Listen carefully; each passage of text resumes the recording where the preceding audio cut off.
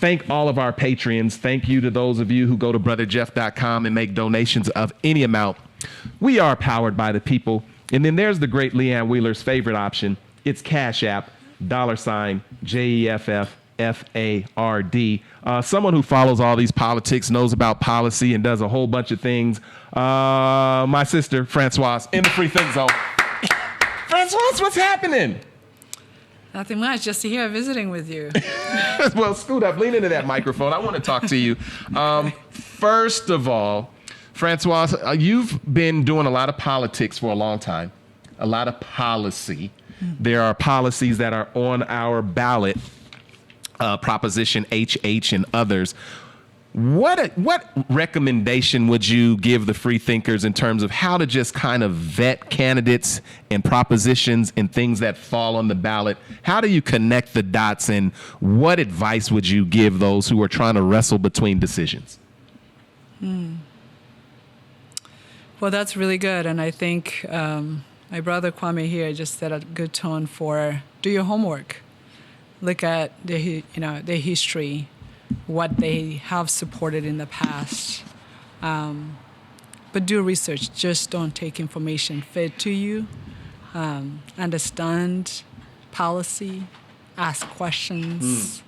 Yeah. Well, you got to look. You got to look beyond what comes in the mailbox. Exactly. Because those hit pieces are real. Yeah, they're real and they're intentional. And if you sit in a place where Black and brown folks sit, you need to look even harder, because those votes, the vote that you make, the checkbox that you check, is very impactful. Well, Francoise, I can tell you, we go way back all the way. Like, you came up in Rwanda, the genocide. Yes. And then made your way to Kenya. That's right. Then made your way to, I believe, like Arizona. You went to college. Made your way to the Mile High Income City. You became an organizer in all of the politics and stuff. So your journey is profound in what you've been able to accomplish.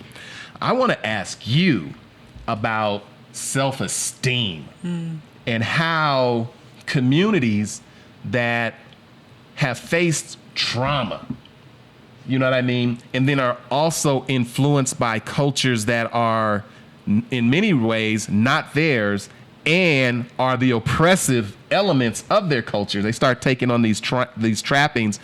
How does one settle and find and keep their self-esteem? Just a little easy one. Yeah. Let's start with the easy stuff. Self-esteem. Self-esteem. So, one, I like to call myself a global citizen of the world, as you just stressed my track. You missed just one, because I was born and raised in Uganda of Rwandan parents, and then to Rwanda, and then Kenya, educated in Kenya, Arizona State, and moved here over 20 years ago. And so when I think about self-esteem, it comes, it starts within your environment. It starts right at home. It instilled within you. It is what surrounds you. It's who you are. It comes from within. It's not something you acquire. It's not something that someone hands you. It is your experiences. Your life shapes who you are. And those, if you have mentors, some of which our communities don't very much do, some of us are self-raised. And so your journey literally defines who you are, and as what we know as Black and brown people, our history defines our path. And so when the work, I'm jumping into it, what really keeps me going into this policy work that I've done in the past, in the community organizing and all about it, it's that human rights perspective that brings me to, yes, my experiences, my history, what I see around the world, and the injustices that exist within our world. And when I say our, I mean Black and brown people. I mean, I want to bring us back to humanity, to realize who we truly are and what we can do together to shape a great foundation. And so when I think about self-esteem, I think about self-love and self-admiration in who we are as a people. That's where I begin. How do you get there, though? I mean, there are a lot of things, Francoise, and I want you to touch in, because you said some of us who raised ourselves, like, there are young people that have had to verse the globe, from homes to, different nations and all, like, very young age, navigating all of that. And we see in the school system young people that don't have a home to go to. Yes. You know what I mean? Yeah. Young people who don't have that framework that, you would assume everyone has. What is it that, holds someone together to even get to a place where you're at now? I don't know. I can tell you, for me, I'm 1 out of 10. I was the first one to graduate from college and grad school, self-raised. I had the support of one of my sisters who is no longer with us. But in the end, I feel like it is almost like a God's gift. That it is in you to just keep pushing. I always admired and really aspired to education. Education is my number one value, and I try to instill that in my child, and that's what drives me to My Skin Global's work, and just being a part of the system that enforces education and provides education tools. And so for me, like, looking at the journey, it really is about self-realization. It is looking back and saying, do I want to stay there, or do I want to move forward? And how does forward look like? Because I remember from a very young age, I started working when I was 14 years of age, and I said, I will go to school, and I will go to really good schools, and I'm going to have a really good life, and I'm going to change the lives of many. I was 14 years. Actually, like, when I saw that, I was much younger. I must have been like 9 years old. And I just knew I was going to change the world. Have I changed the world yet? I don't know. No, I think but you have. Am I on the journey? I think so. So, like, for me, it's just that self-realization, self-direction, it's commitment. It's sort of like the passion for a better tomorrow. For me, I feel like you either have it or you don't. And actually, one of the mentors that I credit is my first boss, Bill Vandenberg, of how you and I connected, actually. Bill Vandenberg would say, Francoise, I love your passion, because you can teach anything, you cannot teach passion. A better tomorrow, for me, for Black and brown girls, is what keeps me going. Well, when we think about Black and brown girls, I want to go into this, Francoise, because identity, self-esteem, and then everybody goes through, this is a college word, vicissitudes of life. But just think about this. Now you're raising a young girl, yes, who's the same age as when your journey really started to unfold. Right. Now you have Ugandan parents, you're raised in Rwanda, you've got this transverse and this universal... Rwandan parents. Yes. You've got this this journey, and then you're raising an American child. Yes. An American Black child, an American African child.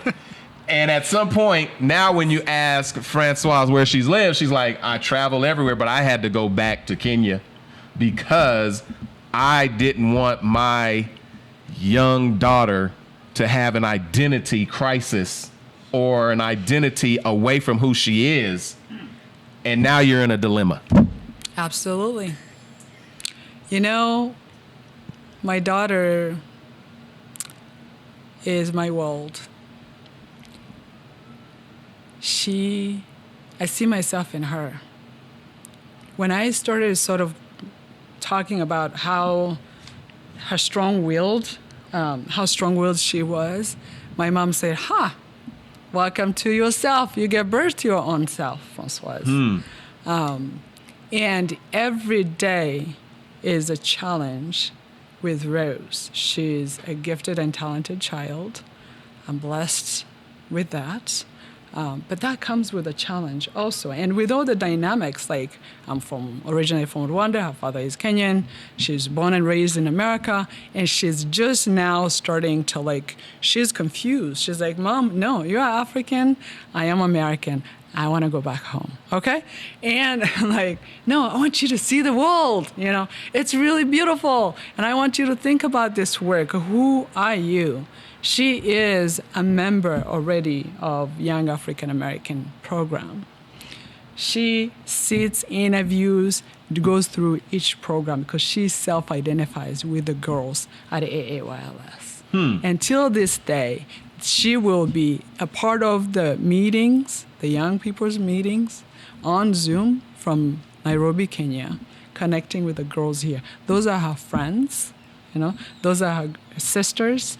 Those are who helps her identify who she is. But in the meantime, she's also connecting with her grandparents, with her cousins on the ground. She's seeing, the world as it should be. But she came to realization that she was Black when she was 2.5 years old. When her little peers, same age as her, this again goes to the stories we're told from a very young age and how it shapes who we are. She would be asked why she was Black. She would be told her skin looked like pee and poo. She came home asking me, Mom, am I Black? And is my skin look like pee and poo? I said, you're gorgeous. You're the queen of Wakanda. I was just like, what is it? Okay, all right. So we watched Black Panthers, and so I start fighting for multicultural curriculums and schools. And I try to do my best as a parent to instill self-love and self-admiration in this young person. And when you see her today, I think I'm proud to say I'm raising a beautiful Black girl who knows who she is.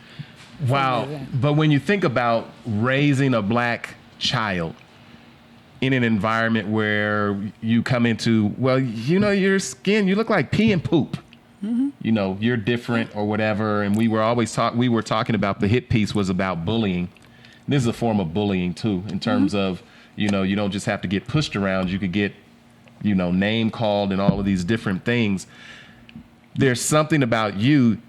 You just love Black people. Heck yeah. You love Africa. Yes. You have this strong sense of place. You've traveled, but you still have a sense of where I'm from. You want that for these young Black and brown indigenous folks to embrace their culture, so much so to where you started a nonprofit.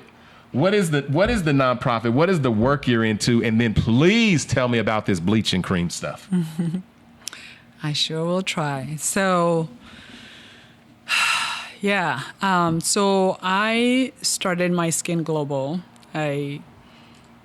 because of a number of reasons. MySkinGlobal.com, you can read all about it. The story is on there. However, I started seeing this practice of enhancing your skin tone from sort of family. I had some of us, in my family, a bit lighter, and others are darker. And I started seeing my cousins sort of using a rock in the bathroom to scrub themselves so they can be lighter.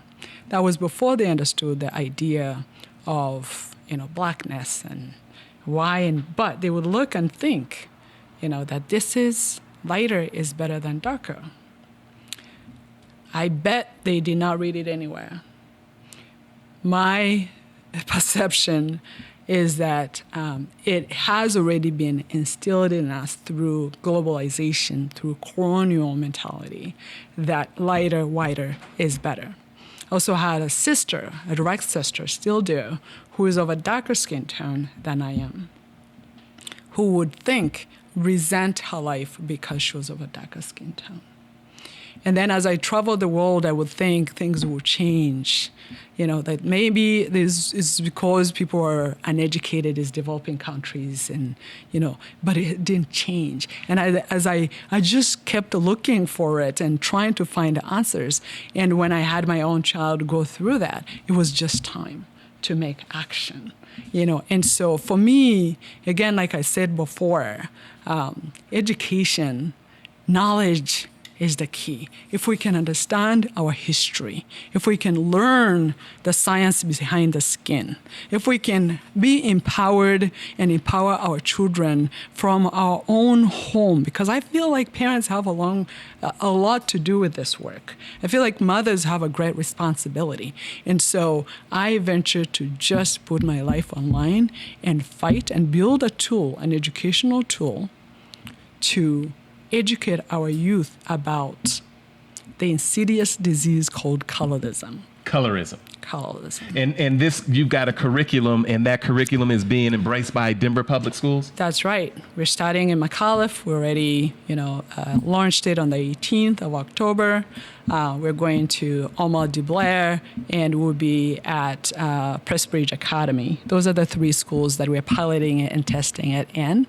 We could not be able to do this work without our partners. Our funders, Caring for Denver is holding a big space for us because of that mental health aspect that I want to talk about. And then Therapist of Color Collaborative, Greater Denver Cares, and just really an amazing curriculum writer in Human Membrane, Christina Jones, who is an educator. And I just want to say that colorism is an insidious disease. It's a discriminatory act that favors those that are lighter and discriminates against those that are of a darker skin tone. And what I want us to think about as a people, I want to think about, like, when my brother here, Kwame, talked about the equality and how children should graduate, being, strong and excellent, showing their excellence and teaching it. I want us to unravel this thing. I want us to have real conversations and redefine beauty, reshape the conversation so that, we can begin to determine our own future. I am done handing my life over to the other to define who I am. And I don't want another girl, another black or brown girl, to wake up tomorrow seeking someone else to define who they are. Wow. I don't want another girl telling me, Miss Francoise, can you come with me to my school and tell them how beautiful I am? Because they call me a monkey. They don't think I'm beautiful. I don't want children to be committing suicide because they feel the depression and anxiety because of the color of their skin. We can't change that. I want them to understand the science behind the skin. I want them to understand skin evolution and skin adaptation. I want us as a people, educational boards, I want state by state to integrate the curriculum into the overall educational system so it's integral.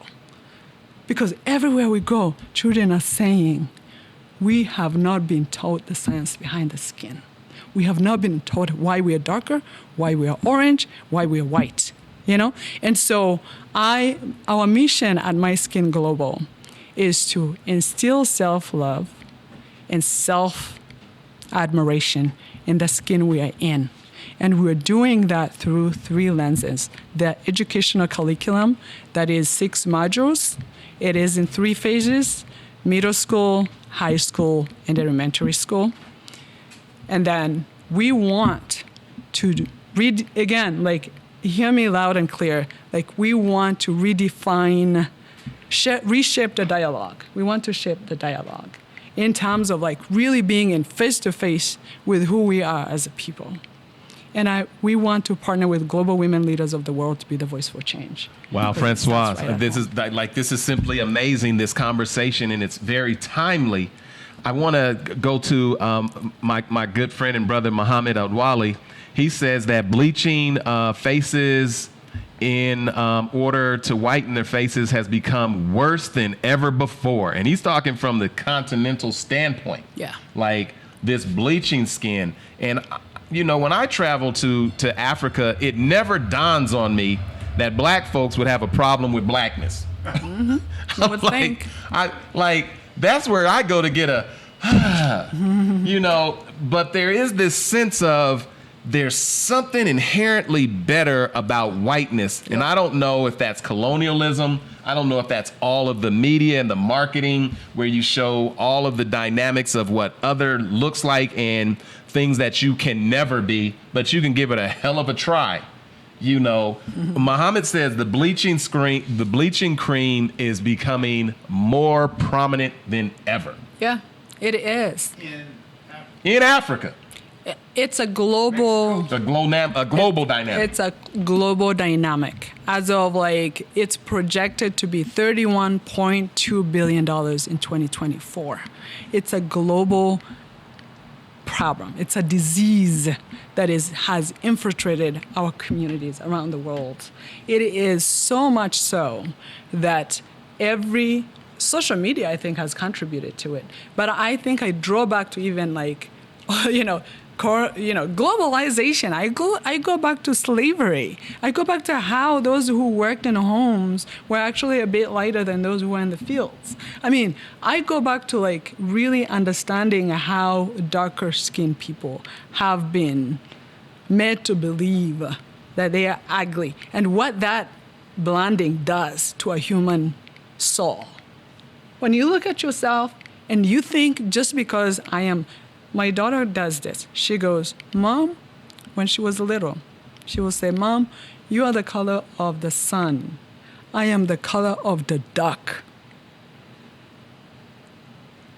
It breaks my heart. It breaks my heart. And how could you be defined by the same organ that we all share, that we do not get to determine which skin color you're dressed in? Because we've been told that lighter is better. Whiter is better. That's amazing. Lighter is beautiful, Whiter is beautiful. And you look at that white and you even wonder, are you actually white? Is there such a color as white on a human body? There is not. There's not. And why is it that everything that is so white, presumed to be white, is more beautiful? Why is God beautiful? Jesus beautiful. White. Mary is white. Everything good is white, but everything so dark and evil is black. My daughter asked me that. She's 10. She asked me all these things when she was what, 7? So I just want people to sit with this for a minute, If you're telling your child, my hair right now is straight because I needed to cut it. I blow dried it. But my hair is curly. I had gone through so many iterations of teaching my child, you want straight hair? We can straighten it. Blow dry it without putting chemicals in it. Chemicals that are being poured on our skin to alter our skin color is wearing out our melanin levels that protect us from all environmental factors. People are dying at a higher rate. People are going blind permanently because of high levels of mercury, high levels of hydroquinone, and steroids. Organs are failing, Brother Jeff. Liver failure, kidney failure, Alzheimer's high, mental health issues, only to just have your face fall off. They're doing injections that are also affecting the unborn babies. The mercury stuff that you're using, read about it on the World Health Organization. Data is out there, The babies that are in the house, if you're using a product like this, right? Mercury evaporates. Those innocent victims in the room have a high risk of going permanently blind because of what you're using. Well, I can tell you with Chubby Curls, it's all natural. Chubby Curls is beautiful, and I love my sister, Manushka. Manushka will make sure you put nothing on your hair, on your body that is not going to be loving for you. And if you can't read the ingredients, you probably shouldn't touch it. Absolutely. But there seems to be a movement Like Manushka knows the importance of having a product that enhances naturally who you are as opposed to destroying who you are and going into your cells and all those different things. Yes. And it sounds like you both are on a parallel mission to, health and not only beauty and not only just well-being, but it just breaks my heart to think that there's somebody out here watching that internally believes they're ugly. Yeah. I'm like, I want to tell them God makes no mistakes. You're beautiful just the way you are. And that's it.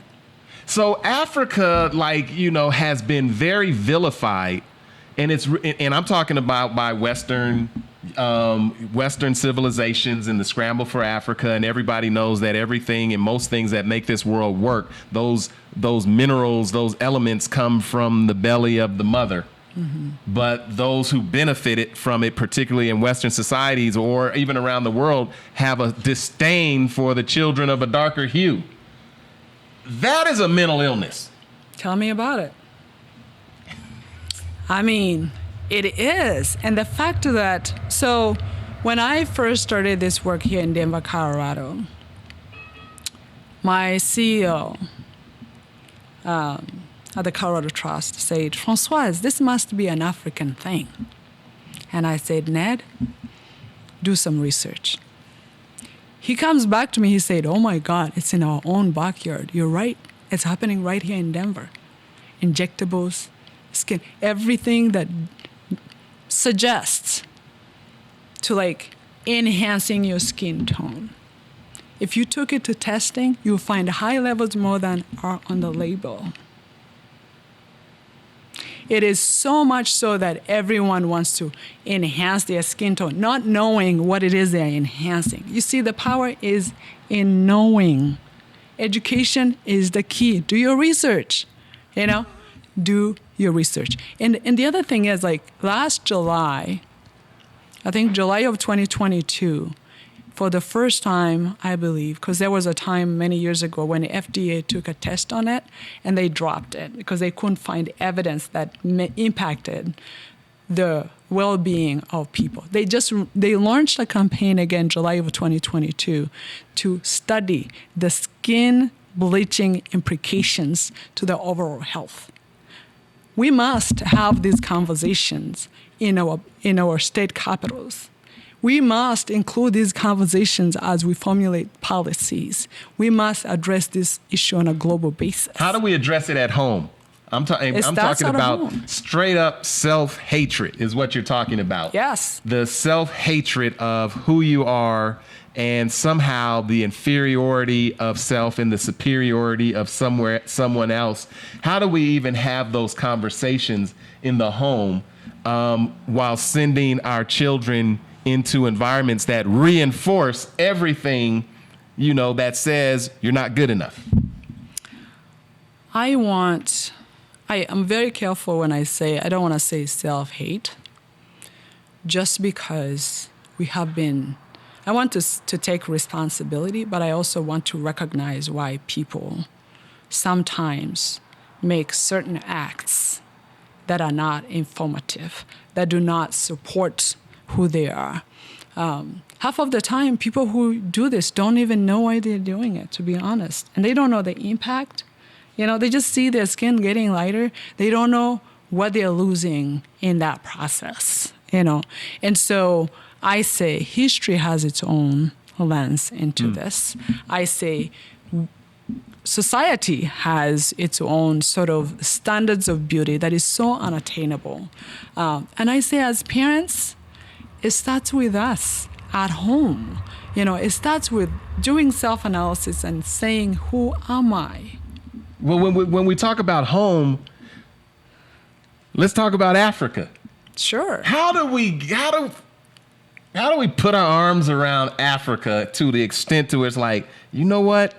We're okay. You know what I mean? Everything that runs the world is right here. How do we heal? How do we heal and how do we start? Because I know free thinkers, they kind of get upset when not all of them, some that make it a problem. Yeah. When I remind them that, You're gonna need to take that white Jesus down off of that wall. First, like I'm going in all the way heavy. Yeah. I'm going all the way heavy. Yeah. First thing you know, Jesus wasn't no white man. Jesus wasn't in no Europe and all of that other stuff. And they done made your God a white European, and Michelangelo and them did all that stuff, and you still buying it. And even in your mind, you know damn well Jesus and God ain't no white man. We need to start there. I mean, I think so. I talk about this issue from a humanistic perspective, right? Because we are all humans. We are all people. We are all dressed in the same skin tone, right?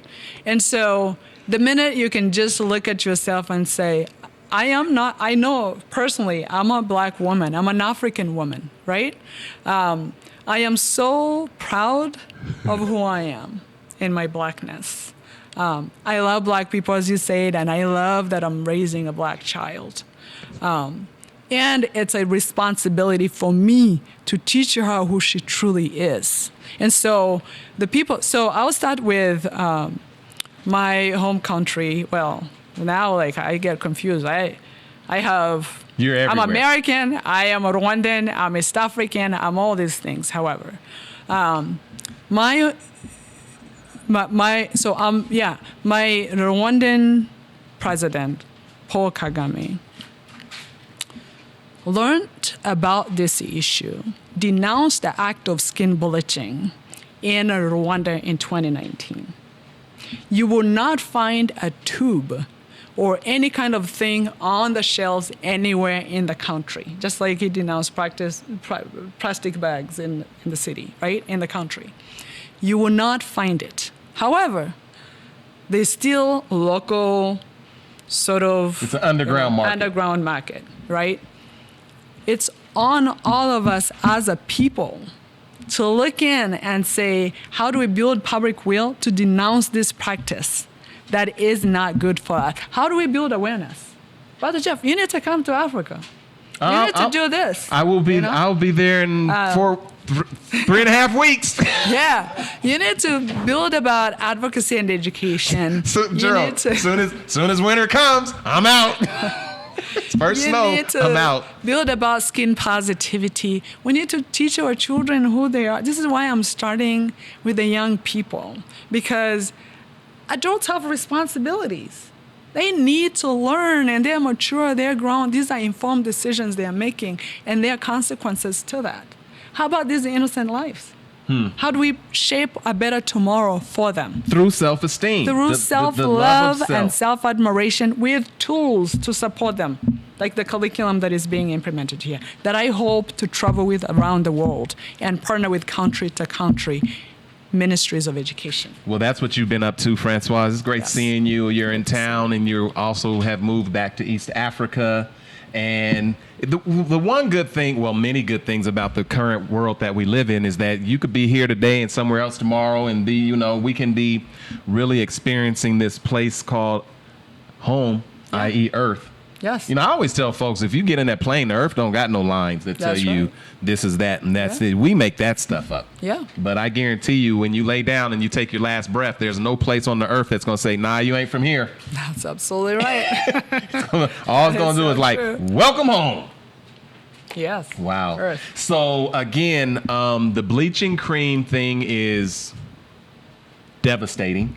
It is. And the underlying piece about the bleaching cream and in those damaging ways that things that we do is rooted in changing who we are fundamentally. Yes. And I believe that your curriculum begins by saying who you are fundamentally is not only okay, but perfect. That's absolutely right. It's about human. It takes a human perspective to it. It defines it gives you the opportunity to define yourself. It teaches you to build tools that support you as a person. Like I said, there are 6 modules in this curriculum. One is colorism. Let's unpack colorism. The second one is the science behind the skin, and then the mental health aspect of it, the impact of colorism and the historical impact the biases and discriminatory acts. Can we attached to take a it. pause for just a second and talk about the mental health aspect mental of it? health Let's just aspect. talk about mental health. And by the way, free thinkers out there, I've learned and I've been around enough people to know that just as a young person growing into identity, no matter who you are, where you are, is a very difficult thing. Absolutely. It takes a lot of work for anybody to just get into their skin and begin loving themselves, because few people are what the standards of marketing are, and even those folks are photoshopped most of the time. Yeah. So some of the things that young people are trying to attain are not attainable anyway. Yeah. And so no matter who you are, identity and coming into, whether you're black or white or red or brown or pink, there's something about, am I good enough? Do I fit in? And a society that is whole and healthy helps you find where you fit in as opposed to driving you out. Yeah. But with that being said, as we wrap up, Francoise, talk about the mental health aspect of the work that you're doing. The mental health aspect of this, again, is coming from this perspective of I'm not good enough. I'm not beautiful enough. I'll never earn a job that I deserve. I'll never marry a man of my dreams. And then you go through a system, like the work that we're doing in these schools, that sort of reinforces that. You're challenged every single day for who you are. You're looked at differently. You're minimized. And you sit back at the end of the day and say, what can I do to fit into this space so that I can also have a shot at life? This is deep. Economically, when you look at data, lighter-skinned people are attaining better positions. Mm-hmm. Obviously, white people, that's a different story. I don't even have to talk about that. Darker-skinned people it has also been linked to their low self-esteem. They don't seek jobs they deserve because they think they will never get it. That's number one. And they also put on the back. They're put on the back when these positions are being, provided, and you go through the interviews. They believe, and it has been seen, and also not compensation-wise does not meet. Lighter and darker remains behind. And so it's evident. And so for how we fail to prioritize this and continue to put it on the back, the data is also showing that there's a high level suicide rates caused by anxiety and depression in Black youth because of dissatisfaction. And most of it currently is linked to social media because of exactly what you just said. What they see on the screen today is not what they're going to see tomorrow, because the photoshops, the makeup, all these things, they keep doing it and keep trying only to find themselves dying younger and also looking worse than they started. They also have this dynamic to where Meta, or whatever this platform is called now, is being sued because of giving access to young people and addicting them and doing certain things to their mind based on like and satisfaction and all those different things. Yeah. And they know it has a harmful impact. And they still do it. And I'm telling you, our leaders have a responsibility in redefining and dismantling this mess. Every Black and brown person, everyone in leadership position, platforms of power, platforms of influence has to begin. They have to begin by looking at colorism and its mental health implication. It's huge. It's huge, and it's in our homes, Brother Jeff. It's in our schools right here. I've been doing colorism conversations. I'm doing one tomorrow with AAYLS. I'm doing others with, Star Girls. I've been in Denver public schools. I've lived in Denver for 20 years, and consistently you find Black girls sitting in corners, looking all like they don't belong. And they're not shy. Really, you're seeing that? Yes. What happened to our Black Power movement? Where they at? I grew up in a moment where we just loved being Black. Listen, So you I have never, ever even fathomed wanting to be something else or do something else. I'm like, I have always just loved the skin I'm in because the community reinforced it. And I remember there was the, if you're white, you're all right. If you're yellow, you're mellow. If you're brown, stick around. But if you're black, get it back and all that.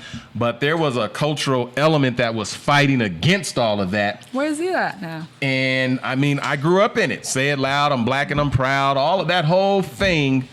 And, I know it. There was a change or whatever, but now you're seeing the total opposite of that when you're going into schools. You're seeing heads down and folks not fitting in and, I'm not good enough and all of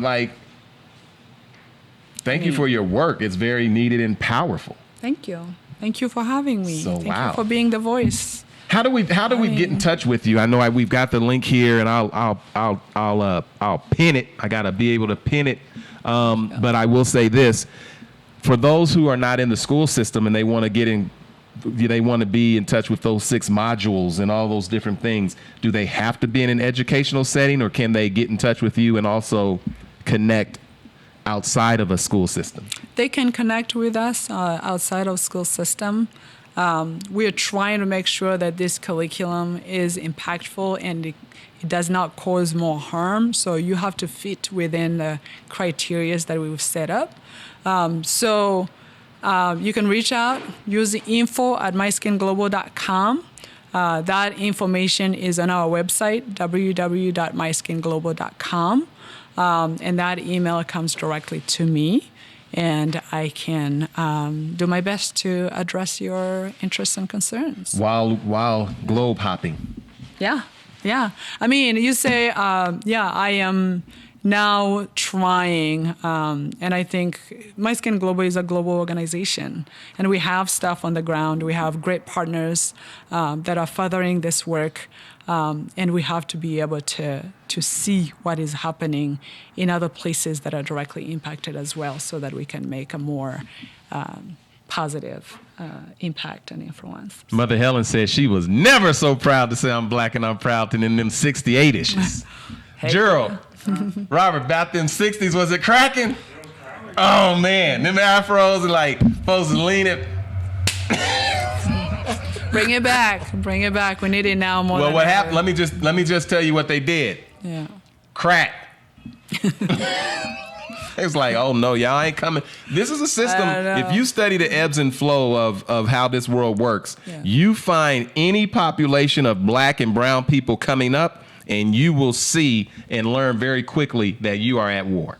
And at some point, we're going to have to figure out the dynamics that we are living with and the struggles that we are encountering are not by accident. They are very much by design, and you are very much under attack every day. And if you don't prepare yourself for the psychological and even physical stuff that comes at you, then you will be wondering what's wrong with me.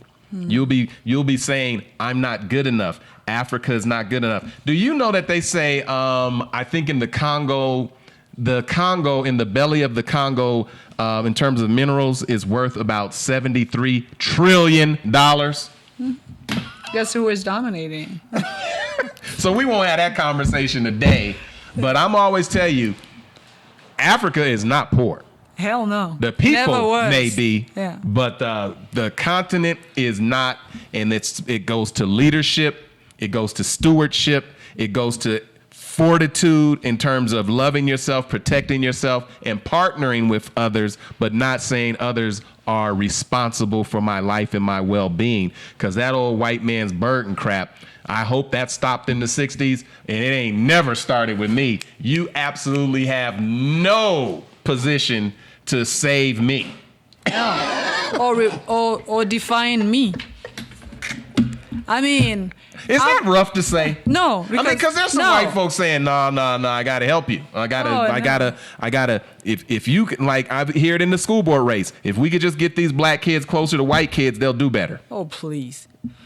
And I'd be sitting there like, that is the wrong answer.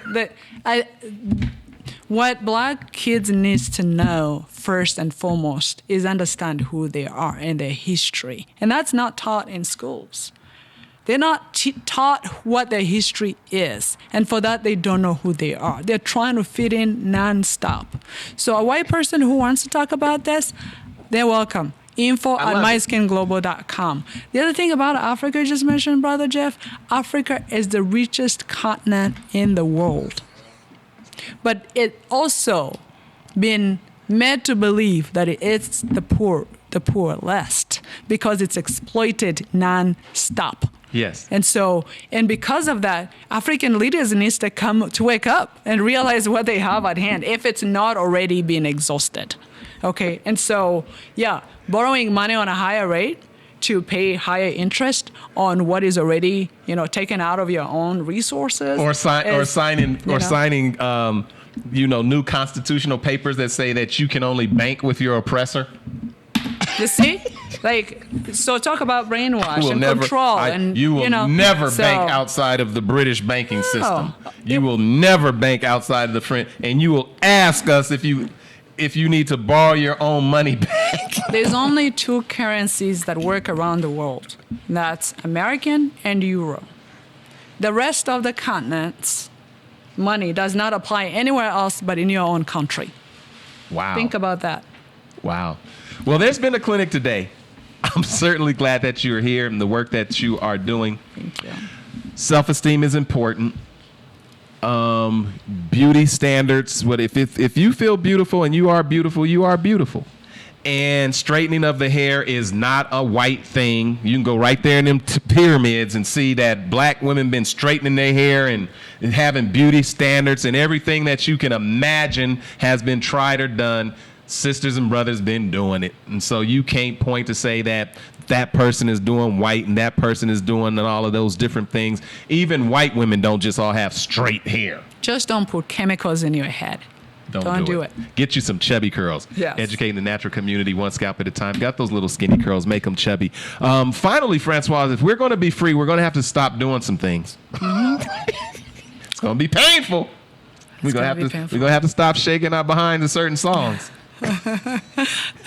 Certain demeaning messages under the guise of "I just like the beat." No. Mm-mm. You know what, Brother Jeff? Again, a piece about Africa in me that I appreciate is that African or Rwandan pride. I know who I am. I know who I represent. When I'm out here, I'm out there, I'm not representing just me and my daughter. I'm representing a continent, wow. a world of blackness. And I want people to look at me and say, that woman holds herself in certain standards, values. We are raised on values and standards, and we have expectations. As a mother, I have an expectation that I have to set for my child. And to those girls that I'm teaching to love and who they are and build confidence, you can be everything you wish to be in who you are. You don't have to change a thing. You don't have to change anything. You see, the thing about it is that we have been told we have to dress this way to be this, but then stereotypes also bring you down and put you in a box, And so you have to know, this is again, know your history, know who you are, love yourself, please, just the way you are. And if you have any issue, all of us have issues. None of us is perfect. I say this all the time to those beautiful young girls and boys alike. Find a mentor. Wow. Talk to mentors. In Africa, we are raised by a community, a society, In here, a part of the challenge with my child was I had to schedule for play dates and sum it up to an hour. Well, however, I don't have to do that in Africa. Never. No. And I don't have to do a background check to see whether or not that person is a child molester or what it is that they do that will harm my child, because I grew up in that community and that community knows each and every one on the block. Wow. So we need to build a sense of self, number one. We need to know who we are as a people. We need to uplift our values, and we need to teach our children give them a better path for a better tomorrow. How can they be better people if we never taught them how to be? Well, I like to say, Robert, nothing else to be said. It's been said. Francoise, welcome back, and keep up the great work. We appreciate you. Everybody, don't forget, go to brotherjeff.com, make a donation of any amount. We're going to the play tonight to see, I think it's called Clyde's, and if you're going, there's a link. Go ahead and hit it and join us. Amazing work, and we're going to be all right. We're going to be all right. And so with that being said, everybody, don't forget, if you go down swinging, you just might score a knockout. Rumble, young man, women, and community. Rumble.